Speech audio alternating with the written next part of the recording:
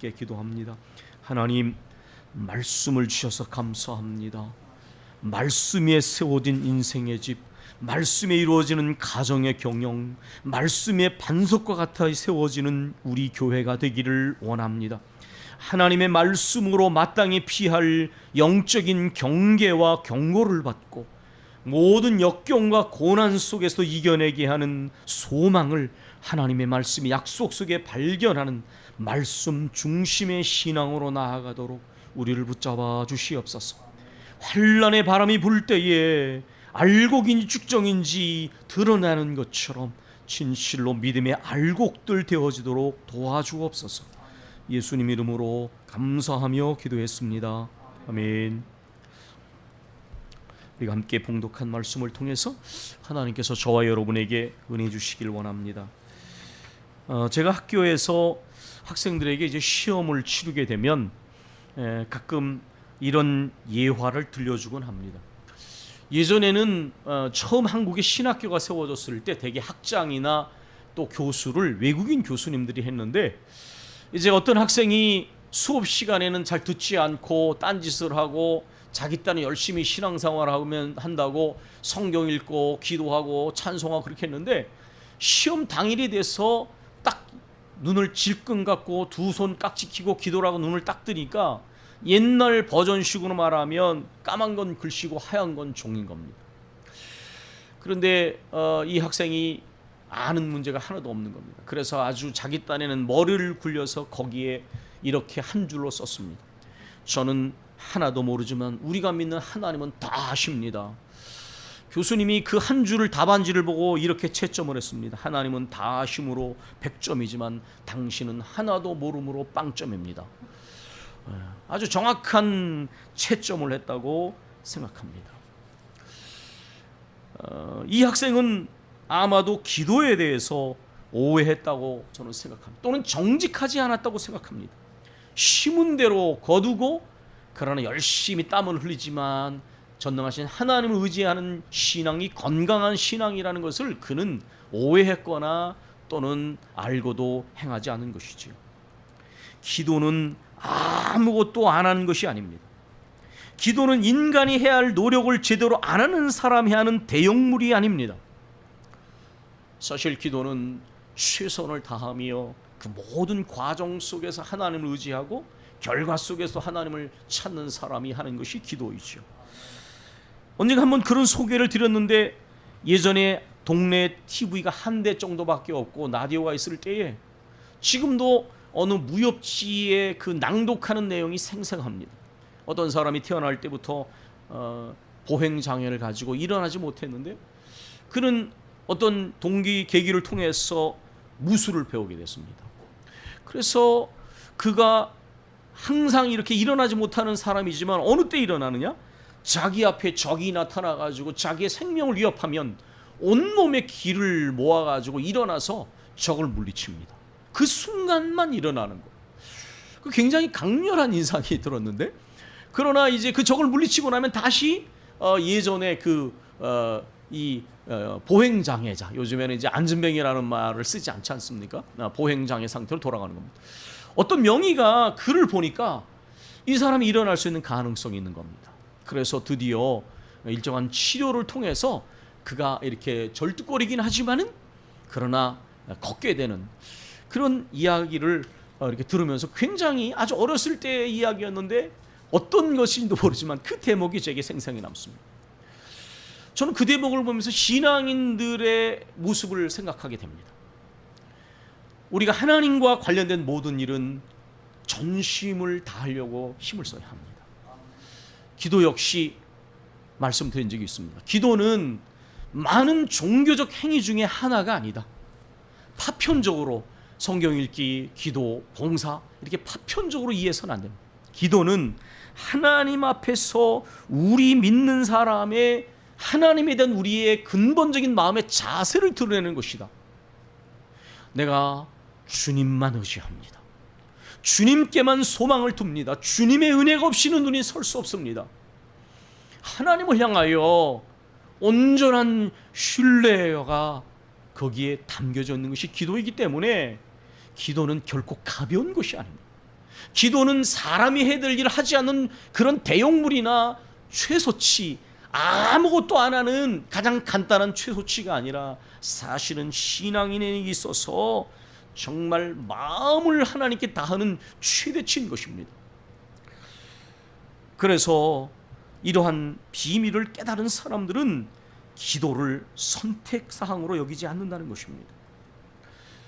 정말 이렇게 이 기도야말로 하나님을 향한 전심을 다하는 최대치라고 하는 것을 깨달은 사람들이 이제 하나님 안에서의 살아있는 능력 있는 신앙생활을 하고, 필요할 때만 하나님을 찾는 슈퍼맨 같은 하나님이 아니라 우리와 생명의 교제를 나누시 원하시는, 그리고 그 하늘로부터의 끊임없는 영적인 파이프라인을 통하여 하늘의 능력과 지혜와 기쁨과 소망과 평안이 우리에게 전달되어지는 이 기도의 체험을 지속적으로 해나가는 사람들이 바로 이런 깨달음을 얻은 사람들이라는 것입니다. 오늘 본문에는 두 사람이 등장합니다. 한 사람은 야이로이고 한 사람은 이름이 소개되지 않은 한 여자입니다. 이 야이로의 직책은 회당장인데, 이것은 회당에서 가장 높은 관리입니다. 그래서 사실 이 회당장 쪽 직위가 되면 그 지역사회에서 상당히 이름이 알려진 그런 인물입니다. 실제로 나중에 예수님이 회당장 야이로 집을 향해서 갈 때 많은 무리들이 따라갔다고 하는 것은 이 야이로가 나름대로 그 지역에서 이름이 알려진 지명도가 인물이라는 것을 보여줍니다. 그런데 그의 12살 된 딸이 죽게 되었습니다. 나중에 예수님이 그 아이를 다시 살려냈을 때 12살이라고 하는데, 여러분 마리아의 나이가 굉장히 어리지 않았습니까? 12살이라고 하면 팔레스타인에서는, 이 문화에서는 결혼을 하는 연령 정도 되는 것입니다, 사실. 그래서 이 결혼을 하게 되면 이 결혼을 기다리고 기대하고 즐거워하는데, 만약에 어떤 자녀가 결혼하기 전에 또는 결혼을 앞두고 세상을 떠나게 되면 굉장히 큰 비극으로 여겨질 수밖에 없는 것입니다. 그런데 이 어린 이 딸이 이제 죽게 되었습니다. 이 한 여자는 아마도 적지 않은 재산을 가진 것으로 보여집니다. 그런데 그가 끊임없이 하혈을 하게 되는, 또는 생리가 그치지 않는 어떤 이 혈루증이라 소개된 이 병을 12년을 앓았는데요. 당시에 대개가 평균 생존 연령이 한 40대 정도라고 보면 12년 동안을 혈루증을 앓았다는 것은 이가 성년이 돼서 상당히 오랜 기간 동안을 이 질병에 걸려서 고생을 했다는 것을 보여줍니다. 이 혈루증을 앓게 되면 구약의 율법을 따라서 아주 부정하게 되기 때문에, 이 부정한 사람은 누구를 만져서도 안 되고 누구와 접촉해서도 안 되고, 접촉된 사람은 일정한 기간 동안 부정하게 여겨지는, 다시 말하면 이 사회로부터 배척을 받게 되는 것이고요. 성서학자들은 이 12년 혈루증을 앓은 여인을 해석할 때 아마도 이 여인은 그러기 때문에 12년 동안 혈루증을 앓았다는 것은 몇 가지 가능성이 있는데, 결혼을 하지 않았거나 결혼을 했더라도 이혼을 당했을 가능성이 크다, 이렇게 말을 하고 있습니다. 왜냐하면 유대인 사회에서 이 사람은 굉장히 부정한 사람으로 여겨지는 것이거든요. 이 두 사람들은 할 수 있는 인간적인 최대치를 쏘아놓지 않았나 여겨집니다. 회당장 정도의 어떤 직위를 가지고 있다 그러면 아마 이 사람은 나름대로 여러 가지 인맥도 있었을 것이고, 할 수 있는 뭔가를 할 수만 있다면 아마 자기 딸을 살리는 일을 위해서 뭐든지 다 하려고 했을 것입니다. 보통 유대인들이 장례가 나게 되면 거기에 피리 부는 사람, 그리고 곡하는 여인을 아무리 가난하도 불러옵니다. 아마 이 사람은 그렇게 가난하지 않았을 것이고, 여기에 굉장히 많은 사람들이 모였었다는 것은 아마 눈도장이라도 찍으려고 오지 않았겠는가. 진심으로 슬퍼하는 어떤 가족 친척들도 있겠지만은 나름대로 지교 영향력 있으면 이제 눈도장 찍으러 장례식장에 많이 가지 않습니까? 그러니까 여기 상당히 많은 사람들이 있어서 그 아이가 죽었다고 여겨졌을 때 아주 소동이 일어나고요. 그 다음에 통곡을 하고 막 울부짖며 막 어떻게 생각하면 막 뒹굴면서 했는지도 모르겠습니다.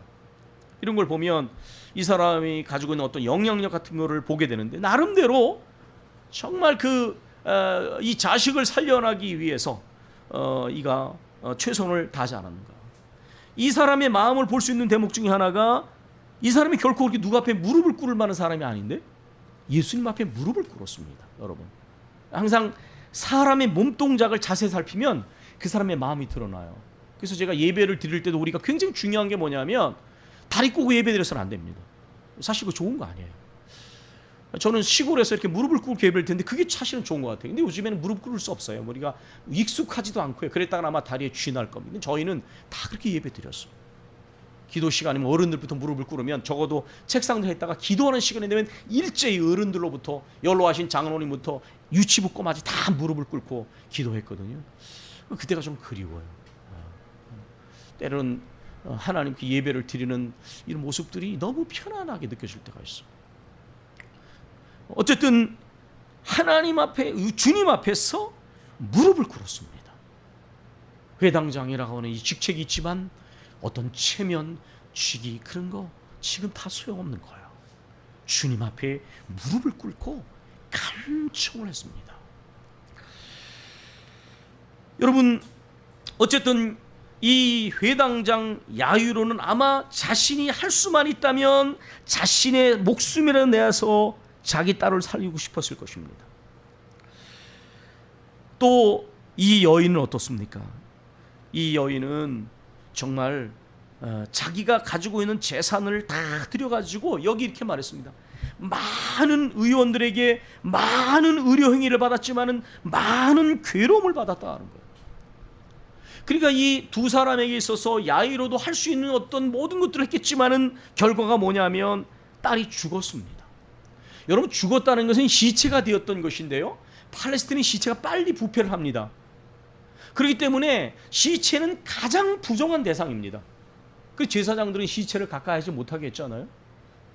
그리고 또 이 여인, 그렇게 많은 노력을 해서 그렇게 많은 의원을 찾아내 그렇게 많은 의료 행위를 하라는 건 다 해보고 많은 괴로움을 받았지만은 상태는 더 나빠졌습니다. 더 나빠졌다는 것은 뭐예요? 이 사람 역시 부정하게 취급을 받는 사람이에요. 그러니까 이 여인이 예수님의 뒤로 무리들 속에 몰래 만진 건 그냥 한 행동이 아니라 만약에 혈루증에 걸린 거 알면 이 여인은 거기서 아마 맞아 죽을지도 몰라요.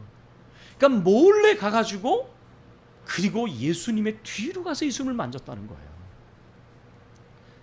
이 여인은 모든 재산을 다 탕진했지만은 그러나 상태는 더 심각해졌습니다. 말씀드린 것처럼 시대적 문화 속에서 아마 이 여인은 결혼도 하지 못했거나 결혼했더라도 이혼을 당했을 가능성이 크며 이는 지금 사람들로부터 철저하게 분리되어진 외톨이가 된 상태입니다. 인간적으로 따지면 최대치를 쏟아넣었을 것입니다. 그러나 결과는 쇠소치요 최악이었습니다. 경제적인 용어로 얘기하면 최대 인풋을 했지만 최소한의 아웃풋, 아니 최악의 결과를 얻었던 것입니다. 저희 집사람과 저희 아버지가 치료를 받으시는 그 목사님에게 지난번에 보니까 한 목사님 네 분이 왔는데 사모님도 목사님이시더라고요. 그런데 사모님이 위암 말기에 이렇게 돼가지고 목사님이 모든 걸 다 중지하고 사모님과 함께 오는데 첫날 저희가 그 부부를 만났는데 그 사모님 여자 목사님의 얼굴이 절망 가운데 아주 새카맣게 죽은 걸 봤어요. 그러니까 뭐 들리는 얘기하면 한국에 신윤사 받은 분들은 다 찾아다녔대. 다 찾아다녔어요. 그래 얼마나 자기 부인을 살리고 싶고 얼마나 그동안에 모든 것을 다 중지하고 내 부인만 보시면 정말 흔히 말하는 신윤사 받으면 다 쫓아다니고 병원은 안 갔겠습니까? 그냥 그 모든 노력을 하고 난 결과 이제는 희망이 없는 거예요.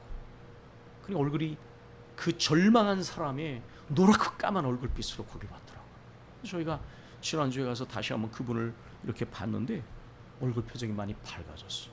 하나님 어떻게 하실지 모르지만 이제 그 눌림 속에서 어느 정도 벗어나니까 얼굴빛이 이제 좀 살아나는 것이지요. 또 다시 한번 뭔가 희망을 거니까.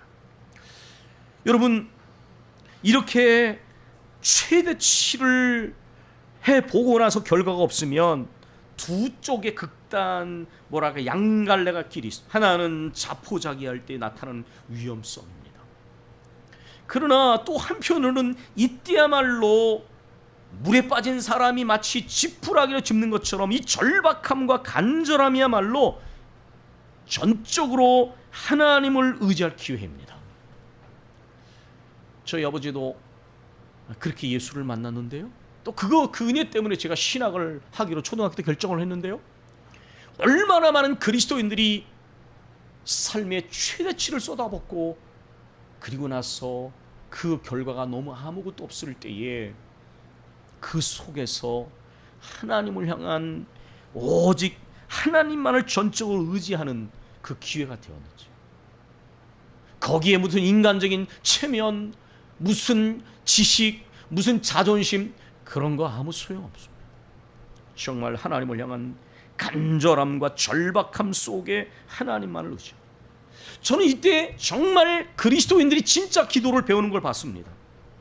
기도는 종교적 행위 중에 하나가 아니라 기도는 하나님에 대한 신앙인의 마음 자세와 태도를 표현하는데 전적으로 하나님만 의지합니다. 하나님만이 우리에게 남아있는 유일한 소망입니다. 이것이 삶의 그러한 위기 속에서 하나님을 향하는 사람들의 마음입니다. 아까 말씀드린 것처럼 야이로는 겸손하게 무릎을 꿇습니다.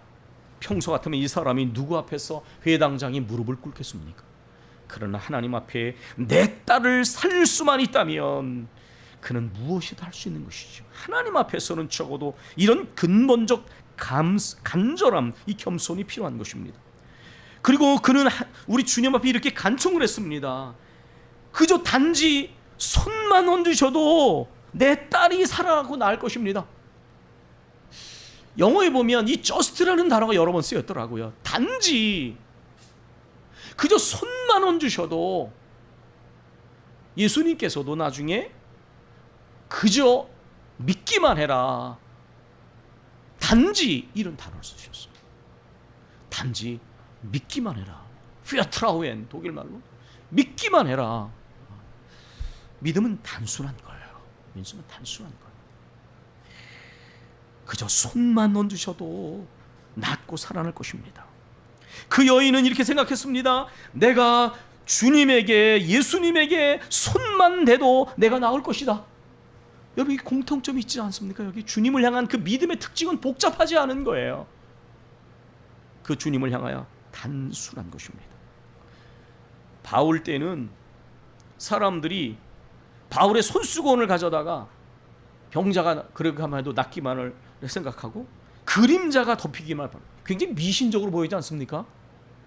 사실 미신과 단순한 믿음 사이에는 백지한장 차이처럼 보여지지만은, 그러나 우리가 사실 어떤 과정 속에서는 굉장히 어려운 상황을 만나면 미신적인 생각이 듭니다. 우리가 그렇게 완전하지 않아요. 막 여러 가지 생각이 떠도는 것이죠. 그러나 믿음에 서 있는 사람은 미신에 머물러 있지 않아요. 미신적인 생각에 잡히지 않아요. 주님을 향한 단순한 정말 온전한 믿음으로 나가겠다는 거죠. 그러니까 실제로 바울 시대에도 어떻게 보면 미신적으로 보여졌는데 그 속에도 역사가 나타났어요. 왜냐하면 거기에 주님을 향한 온전한 믿음이 연결되어 있으면 역사가 나타나는 거예요. 예수님께서 그저 두려워 말고 믿기만 하라, 단지 믿기만 해, 이렇게 말씀하셨다는 것입니다. 결과는 무엇입니까? 네 믿음이 너를 구원했다. 이들의 행위는, 이들의 기도는 믿음이라는 단어로 연결되어집니다. 하나님을 전적으로 신뢰하며 하나님께 소망을 두었을 때에, 여러분, 여기에는 인간 행위가 아주 최소화되고 있습니다. 그러니까 어떻게 보면 아무것도 안 하는 것처럼 보여져요. 그런데 그 결과는 인간이 그렇게 최대치를 통해서 하려고 했던 그 결과가 나타난다는 거예요. 이게 믿음의 비밀이요 기도의 능력이라는 것입니다. 우리 주님이 이렇게 말씀하셨습니다. 하나님을 믿는 것이 하나님의 일이다. 여러분, 이해하시겠습니까? 근데 얼마나 많은 그리스도인들이 자기가 뭔가를 하는 것이 하나님이라고 생각하는 그런 오류와 교만에 빠진 걸 너무 많이 봤어요. 하나님을 믿는 것이 하나님의 일의 본질인데 내가 한다고 생각해요. 일할수록 병드는 신앙인들이 얼마나 많은지 몰라요. 이거 조심해야 됩니다. 하나님을 믿는 것이 하나님의 일이다. 우리 직분자들은, 신앙생활을 오래 한 분들은 이 비밀을 깨달아야 됩니다. 여러분, 목회 현장에서 가장 깊은 깨달음이 언제 오는지 아십니까? 목사가 발바닥에 고무타는 냄새가 나도 뛰어다니면 굉장히 많은 것을 하는 것처럼 보여지지요. 물론 그런 것이 필요합니다. 그러나 목회의 가장 본질이 뭔가를 깨닫는 목회자들이 하나같이 하는 말이 있습니다. 그게 뭔지 아십니까? 정말 가장 도움이 필요한 그 순간에 나는 아무것도 할 수 없습니다. 오직 하나님만이 하셔야 됩니다라고 목회자가 하나님께 모든 것을 맡기는 순간이 있는데, 그게 목회 본질이라는 거예요. 생사를 왔다 가며 감당할 수 없는 슬픔과 어려움을 당한 사람 앞에 가서 목사가 무엇을 할 수 있겠습니까? 오직 할 수 있는 것은 인간적으로는 최소치입니다. 하나님, 우리는 아무것도 할 수가 없습니다. 나는 아무것도 할 수가 없습니다. 하나님만이 하실 수가 있습니다. 하나님만이 저에게 위로가 되시고, 하나님만이 저에게 소망이 되시고, 하나님만이 저를 도와주실 수 있습니다. 그런 기도가 이루어질 때, 그런 깨달음을 얻고 나면 이 목회의 본질을 한 목회자도 그렇게 고백합니다. 내가 하는 것이 아닙니다. 주님이 하시는 것입니다. 이게 목회의 본질이라는 것을 깨닫는 깊은 깨달음인데, 이것은 목회자만의 이러한 깨달음이 아닙니다. 진정한 깊은 깨달음을 가진 그리스도인들에게서는 이게 멋있어 보여서 하는 말이 아니라는 것입니다. 주님만이 하실 수 있습니다. 주님만이 문제 해결자가 되십니다. 주님만이 우리의 의지와 피난처가 되시고 우리의 소망이 되십니다. 이렇게 하나님께 기도드리게 된다는 것입니다. 인간적으로 보면 단지 최소치처럼 보여집니다. 그러나 마음을 전심을 다하며 겸손함으로 간구함으로 나갈 때 그 마음은 하나님 앞에 최대치로 드려지게 됩니다.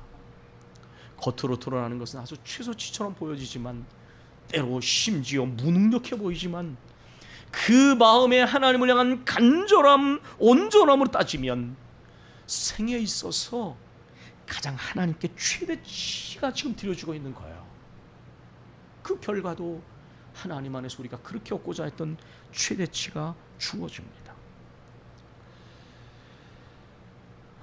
지난 주간에 또 몇 주간 지나간 동안에 그동안 우리가 많은 이 환우들을 위해서 기도해 왔습니다. 저는 우리 교회 교인이 아니라도 누군가 기도 제목을 받으면 교인들과 함께 기도 제목을 나누면 저는 굉장히 기쁩니다. 그것이 그렇게 몇십 미터 높이에서 떨어졌던 이남걸 씨가 정말 생명을 보존했던 것도, 그 조악조악난 몸에 수차례 그 극한 고통을 울부짖으면서 수술을 받았던 그걸 이겨내고 이제 회복이 되고 있습니다. 저희 전운 사모의 첫째 오빠 아들이 킥보드를 타다가 화이바를 쓰지 않았는데 뇌를 다쳤습니다. 그래서 아주 위험한 상황이었어요. 그러나 우리가 하나님 앞에서 간절히 기도했습니다. 당연히 그 부모 기도했을 것이고 또 그 교회도 기도했을 것입니다. 어제 전화를 하니까 큰 처남이 그러더라고요. 회복이 돼 출근을 한다는. 저는 깜짝 놀랐어요. 정신병원을 보내야 될지 모르는 정도까지 상황이었는데, 저는 이러한 모든 것을 통해서 물질이나 어떠한 무슨 세상적인 것이 아니라 하나님에 대한 신앙이, 형제가 가장 귀하다는 것을 배우기를 바랍니다. 이남걸 씨를 위해서 이제는 하나님 그와 그의 가정이 영혼의 구원을 얻게 하옵소서, 그렇게 기도해 왔습니다. 지난 주간에는 저희 아버지께서 자전거에서 떨어지셨습니다. 늘 이제 연세가 이제 연로하셔가지고 늘 자전거를 타시는 게 불안불안했는데, 저희 아버지에겐 자전거는 인생입니다. 그걸 타고 새벽 기도를 가시고 시장도 다녀오시고, 그렇기 때문에 그것은 저희 아버지의 분신인데, 그래서 쉽게 말씀을 드리지 못했는데, 지난번에도 한번 떨어지셨는데 이번에도 마찬가지였어요. 그런데 자전거를 오래 타시고 온 것도 있고, 또 하나님 지키셔서 그냥 넘어졌으면 분명히 저희 아버지보다 젊은 어떤 권사님이 뇌 수술을 하고 영구 장애를 입었는데 그 넘어지시면서 자전거에 한 발을 딛고 2차 충격으로 넘어지셔서 한 번은 엉덩이로 한 번은 가슴으로 넘어지셨는데 말씀을 안 하셔서 몰랐어요. 사실 표시가 안 나니까요. 이건 늘 죄송한데 뭐 괜찮으려니 생각도 하시고 자식한테 미안하니까 안 하시는 것도 있고 뭐 그러셨겠죠. 그런데 두 번째 넘어지셨을 때는 이게 젊은이들이 앞으로 넘어져서 일으켜 세워서 집을 오셨는데 말씀을 안 하셔서 병원에 다 문 닫는 시간에 알게 됐어요. 뭐 당연히 뭐 소동이 났지 않습니까? 겨우 한 군데 병원을 찾아서 엑스레이를 찍고 그 결과를 기다리는데 여러 가지 생각이 많이 드는 거예요. 그러나 기도하는 가운데 하나님께서 뼈는 상하지 않았다라는 마음의 평안함을 주셨어요. 그런데 그 짧은 기간 동안에 그렇게 쾌활하고 그렇게 음식도 잘 잡수시고 그러던 분이 걷지를 못해요. 그래서 저희 집사람이 치료방을 모시고 하는데 그 3층을 오면서 계단 하나를 올라가는 것이 진짜 무슨 높은 산을 오르는 것보다 더 힘들고 돌아왔을 때도 거의 그 짧은 시간에 제가 자동차에서 내려서 차를 파킹하는 데를 찾는 동안에 집사람과 함께 아버지가 넘어질 뻔해서 집사람이 얼마나 힘들었는지 참 얼마나 놀랐는지.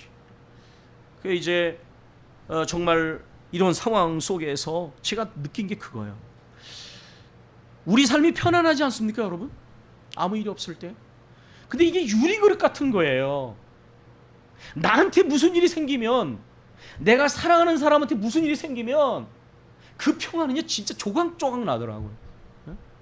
야이로에게 그 딸에게 문제가 생겼을 때 그 사람 평안한 삶은 박살이 난 거예요. 이 여인이 아마 이 병에 걸리지 않았을 때는 나름대로 재산도 있었던 것 같고 뭐 평안하게 인생 살 수 있었지 않겠습니까? 그러니까 나 자신이나 내가 사랑하는 사람에게 어떤 일이 생기면 우리 평안함이라는 거는 진짜 순식간에 돌변하는 거예요. 그래서 저는 우리 교우들을 위해서 기도할 때 여러분 이렇게 생활하지 마세요. 그냥 평안하다 갑자기 무슨 일에서 뒤통수 뻑 하고 넘어봤듯이 그래서 급하게 하나님 찾는 신앙생활은 안 됩니다. 그럼 불안해서 못 살아요. 신앙생활하는 거예요. 하나님께 늘 무릎을 꿇어서 주님 안에 있지 않으면요 우리 삶은요 뒤통수 맞듯이 그렇게 되는 일이 많아요. 이 신종 코로나 상황도 그렇고요. 아까 말씀드린 것처럼 이 기후 천재 여러 가지 자연재해 변화가 옛날에는 성경이 그런 얘기하니까 요즘에도 그러더라고. 야, 그 옛날에 흑사병이 있었고 그럴 때 지구 종말 얘기했는데 야 그런 얘기 하지 마. 옛날에도 그런데 지구 종말 안 왔어. 과학자들이 하는 얘기를 들어보세요. 누구보다도 과학자들이 지금 종말을 예견하고 있잖아요. 근데 성경이 말을 하면 듣지 않다가 과학자들이 말하면 놀래는 그리스도인들을 봐요.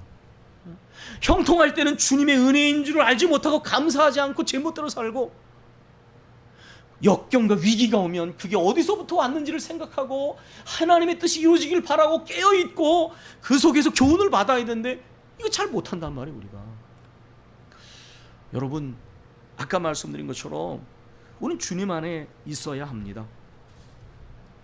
이 기도를 드릴 때에 주님과의 깊은 교제를 통해서 아까 말씀드린 것처럼 그냥 평안한 것처럼 다 뒤통수 탁 하고 넘었듯이 갑자기 무슨 일을 당하고 경고 우리 그렇게 살면 불안해서 못 살아요. 우리 삶을. 이 기도가 주님과의 깊은 교제요. 또 주님께 우리의 마음을 다하는 그러한 우리 마음의 표현이라고 할 때에 형통함을 주시면 그것이 하나님께로 온 선물인 줄 알고 더 감사하고 만약에 우리가 생각지 않은 어떤 역경과 위기를 만난다면 우리가 너무 당황하지 말고 잠깐은 당황해도 우리 하나님의 선하심과 또 우리보다 생각 깊으심을 생각하면서 주님을 의지하면서 가면 우리가 그 모든 상황을 감당할 수 있는 것입니다. 여러분 지금은 우리가 하나님께 기도해야 될 때입니다. 우리 자신을 위해서도 기도하고 우리의 사랑하는 이들을 위해서 기도하고 교회를 위해서 기도하고 온 세상을 향해서 기도해야 될 때 저도 새벽마다 우리 교우들과 교우들의 사랑하는 분들과 교우들을 위해서 기도하고 하나님께서 몸과 마음과 영혼을 지켜주시고 삶의 터전을 지켜주시고 이 가운데 하나님의 뜻이 온 세상 가운데 이루어지고 교회를 통하여 하나님의 뜻이 명확하게 선포돼서 회개함으로 주께로 돌이키고 인생들이 주님을 의지하고 주님의 은혜와 긍휼을 구하게 되는 일 일어나게 하옵소서. 정말 기도할 제목이 많은데 여러분의 함께하는 기도가 필요합니다. 요즘에 우리가 줌으로 여러분에게 이렇게 드리고 있는데 제 마음에 좀 아쉬움이 있어요. 여러분이 의무적으로 참석하지는 않아야 되지만 그러나 거룩한 부담도 없는 것은 그것은 좀 위험한 거예요. 뒤통수를 탁 하고 얻어맞아야 정신을 차리는 식으로 돼서 하지 말아야죠. 너희는 무지한 노새나 말처럼 되지 마라. 너희는 그는 자갈과 굴레로 단속해야 나를 찾고 급하여 나를 찾는구나. 그렇게 하지 말라는 거. 기도는 여러분을 괴롭히기 위해서 하나님이 하시라고 한 것이 아닙니다.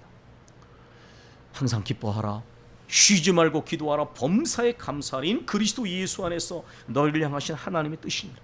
지금이야말로 천기를 분별하면서 시대적 현상을 분별하지 못하는 사람들이 아니라 이 천기 시대의 변화조차도 이 모든 자연의 변화조차도 여기서 찾아야 할 우리 장로님 기도해 주신 것처럼 하나님께서 주시는 깨달음, 말씀의 진실성을 우리가 보면서 지금은 개인적으로나 가정적으로나 교회적으로나 기도할 때입니다. 기도하게 될 때에 형통함도 선물로 받아들여지고 위기와 역경과 생각지 않은 일 만나도 우리의 마음이 주님 주시는 은혜 안에 평안할 수 있는 것입니다. 사는 교회 여러분, 기도는 종교적 행위가 아닙니다. 우리를 괴롭히게 사는 것이 아닙니다. 기도는 은혜와 긍휼을 맛보는 통로요, 주님과 우리가 깊이 주님을 의지하면서 영적인 교제 안에 서 있다고 하는 우리의 마음의 관계 표현인 것입니다. 우리 다시 한번 마음을 모아 우리 주님과 함께 나아갑시다. 우리 기도하겠습니다.